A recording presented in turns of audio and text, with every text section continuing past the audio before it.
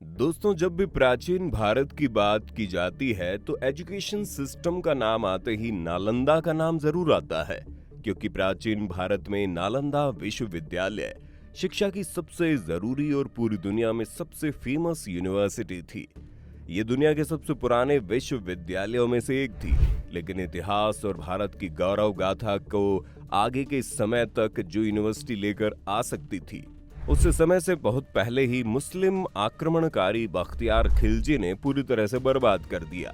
और बर्बादी भी इस तरह की नालंदा को उस स्तर पर दोबारा बनाया नहीं जा सका। इस वजह से ये सवाल मन में आता है कि आखिर बख्तियार खिलजी ने क्यों इतनी बड़ी यूनिवर्सिटी को बर्बाद कर दिया।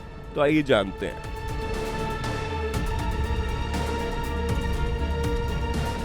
पहले यूनिवर्सिटी की बात करें तो नालंदा प्राचीन भारत के मगध साम्राज्य में मौजूद एक मशहूर बौद्ध विश्वविद्यालय हुआ करता था, जिसका निर्माण गुप्त राजवंश के सम्राट चंद्रगुप्त द्वितीय के बेटे राजकुमार गुप्त प्रथम ने 5वीं शताब्दी में करवाया था। बिहार के इस विश्वविद्यालय में 8वीं से लेकर 12वीं शताब्दी तक पूरी दुनिया के छात्र पढ़ने आते थे। उस समय करीब 10,000 छात्र यहाँ पढ़ते थे। इसी के साथ यहाँ 2,000 शिक्षक पढ़ाते थे। शिक्षा का केंद्र माने जाने वाले इस विश्वविद्यालय में 300 कमरे और 9 मंजिला एक विशाल पुस्तकालय था। इस पुस्तकालय में 3 लाख से ज्यादा किताबें थी, जहाँ छात्र घंटों अध्ययन करते थे। इसके अलावा नालंदा विश्वविद्यालय खुद में एक कला का बेहतरीन नमूना था। एक समय में इस विश्वविद्यालय में दाखिला पाना बहुत बड़ी बात माना जाता था, क्योंकि यहाँ की प्रवेश परीक्षा बहुत कठिन होती थी। इसके लिए छात्रों को 3 कठिन परीक्षाओं का सामना करना पड़ता था, जिसके बाद ही किसी का यहाँ एडमिशन हो पाता था। लेकिन इन सब के बावजूद इस विश्वविद्यालय की किस्मत उतनी अच्छी नहीं थी, क्योंकि नालंदा विश्वविद्यालय को आक्रमणकारियों ने 3 बार बर्बाद किया था, लेकिन केवल 2 बार ही इसको फिर से बनाया जा सका। और तीसरी बार के हमले ने तो इसे पूरी तरह से खत्म कर दिया, जिसकी जिम्मेदारी बख्तियार खिलजी को दी जाती है। अगर खिलजी के बारे में आपको नहीं पता तो बता दें कि अवध में कुतुबुद्दीन ऐबक का सेनापति था बख्तियार खिलजी। फारसी इतिहासकार मिनहाज सिराज ने अपनी पुस्तक तबक़त-ए-नासिरी में कुछ दशक बाद उसके किए गए कामों के बारे में लिखा। किताब में मौजूद बातों के अनुसार खिलजी को बिहार की सीमा पर 2 गांव सौंपे गए थे।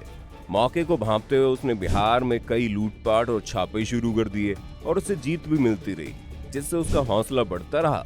इसी बढ़ते हुए हौसले के साथ खिलजी ने बिहार के किले पर हमला करने का फैसला किया और एक बड़ी लूट को अंजाम दिया। अब ये पूरा काम इतना कठिन था कि अपनी जिद की वजह से वो इसी दौरान काफी बीमार पड़ गया।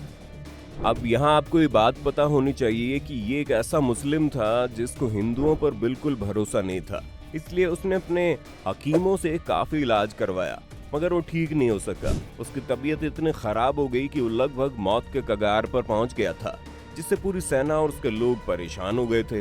तब किसी ने उसको डरते डरते एक सलाह दी कि वो नालंदा विश्वविद्यालय के आयुर्वेद विभाग के प्रमुख आचार्य राहुल श्रीभद्र से अपना इलाज करवा कर देखे। लेकिन जैसा कि हमने आपको पहले ही बताया कि उसे हिंदुओं पर बिल्कुल भरोसा नहीं था, इसलिए खिलजी इस इलाज के लिए तैयार नहीं था। उसे अपने हकीमों पर ज्यादा भरोसा था।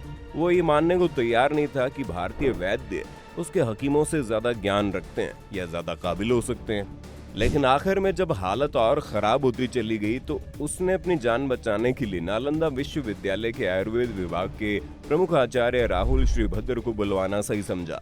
हालांकि जान जाए लेकिन अकड़ न जाए वाली बात यहाँ पर भी आई, क्योंकि बख्तियार खिलजी ने वैद्य राज के सामने एक अजीब सी शर्त रख दी और कहा वो वैद्य की तरफ से दी गई किसी भी तरह की दवाई को नहीं खाएगा, यानी कि वैद्य बिना दवाई के उसे ठीक करे। साथ ही ये शर्त थी कि अगर खिलजी ठीक नहीं होता तो वैद्य राज की हत्या कर दी जाएगी। जिसके बाद वैद्य राज ने सोच समझकर उसकी शर्त मान ली और कुछ दिनों बाद वो खिलजी के पास कुरान की किताब लेकर पहुंचे और कहा, आप कुरान के चंद पेज पढ़ लीजिए, आप इसी से ठीक हो जाएंगे। अब चूंकि बात कुरान की थी तो खिलजी मना भी नहीं कर पाया और उसने वैद्यराज के बताए अनुसार कुरान के उन पन्नों को पढ़ा और ठीक हो गया। अब ये बात खिलजी के लिए बड़ी हैरानी वाली थी कि आखिर वो कुरान पढ़ने से कैसे ठीक हो गया। तो ऐसा कहा जाता है राहुल श्रीभद्र को पता था कि खिलजी पन्नों को पलटने के लिए उंगलियों को जीभ से छूता था और इसीलिए कुरान के कुछ पन्नों पर एक दवा का लेप लगा दिया गया। इसलिए वो थूक के साथ उन पन्नों पर लगी दवा को खाता गया और ठीक होता गया।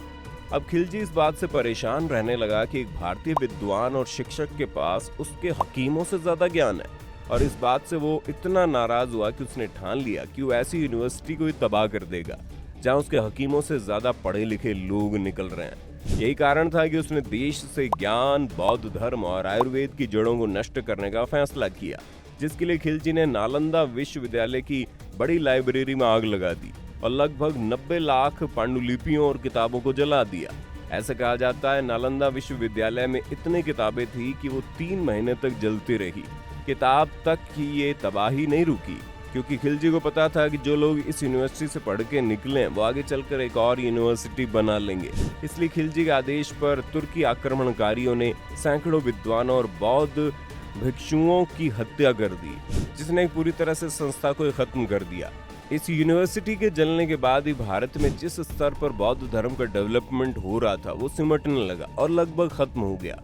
अगर इतिहास के दूसरे पक्ष की बात करें तो ये भी कहा जाता है कि खिलजी के अलावा हिंदू धर्म को भी इस विश्वविद्यालय से दिक्कत होने लगी थी। ये हिंदू धर्म के सबसे ऊपर आने वाले ब्राह्मण थे, जिन्हें अब ये लगा कि यूनिवर्सिटी पूरी तरह से बौद्धों की हो गई है। ऐसे में लोग बड़ी संख्या में बौद्ध धर्म मानते जा रहे हैं, तो उन्होंने इस यूनिवर्सिटी को बर्बाद करने की कोशिश की, जो कि आखिर में हुआ भी, क्योंकि यूनिवर्सिटी के जलने के बाद, जैसे कि हमने आपको बताया, बौद्ध धर्म की वो इंटेंसिटी नहीं बची जिसका फायदा मुस्लिम आक्रांताओं से ज्यादा हिंदुओं को हुआ।